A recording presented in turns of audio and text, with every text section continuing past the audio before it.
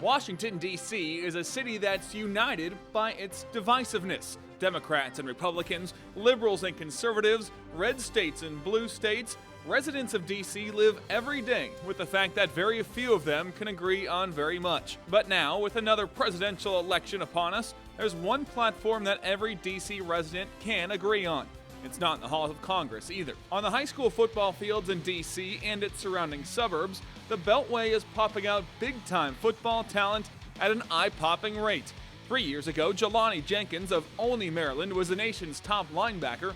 Last year, Cyrus Kwanjo of Beltsville, Maryland was the country's top offensive line prospect. And this year, Ronald Darby of Oxon Hill, Maryland might be the most dynamic all-around athlete in the nation. In a city where they don't agree on much, residents of D.C. can all stand together and brag that they might have the most underrated recruiting ground in the nation. Yeah, it's very underrated because, the big places like Texas, California, they get the looks first because that's where a lot of big-name players came from.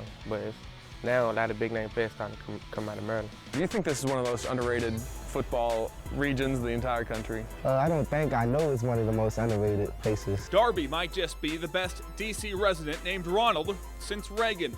He plays everything for Potomoc High School, and I mean everything. Cornerback, safety, running back, receiver, kick returner, and even kicker. For him, it's all about speed.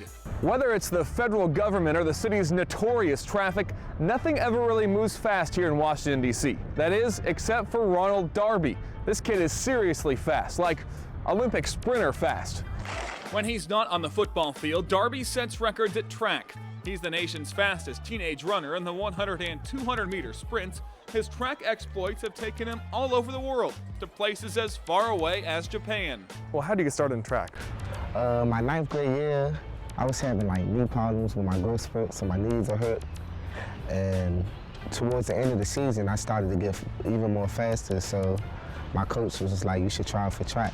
And I came out here. We made Ronald run track because he didn't know anything about running track, but we saw that the speed that he was gifted with, we saw that how if he keep working hard, he can be probably one of the fastest kids in the country. He was blessed with speed, God-given ability, and the only thing we could do is ask him to just keep working hard and run track. Speaking of track, this is the track that Darby practices on every day. A potholed, ankle-twisting mess that's a far cry from the perfect ovals at the D.C. private schools. The coach wanted me to ask you about this track we're standing on here. There's potholes, there's rubber coming off. You don't have to have great facilities to be great athletes, right? No, not at all. This guy had determination, really. In college, Darby won't have to worry about facilities like this. After his junior season, when he rushed for 1,400 yards and scored 23 touchdowns, he received scholarship offers from every major program in the nation. On the day we visited his high school, the recruiting letters were piling up.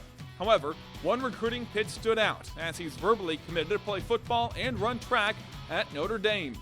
Be it South Bend or the NFL or even the Olympics, sports fans will enjoy watching Ronald Darby for a long time to come. What's your favorite part of playing football?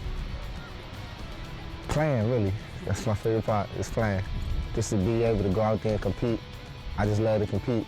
In a city divided, watching Ronald Darby play is about as good as it gets. In Washington, D.C., I'm Mike Rigg.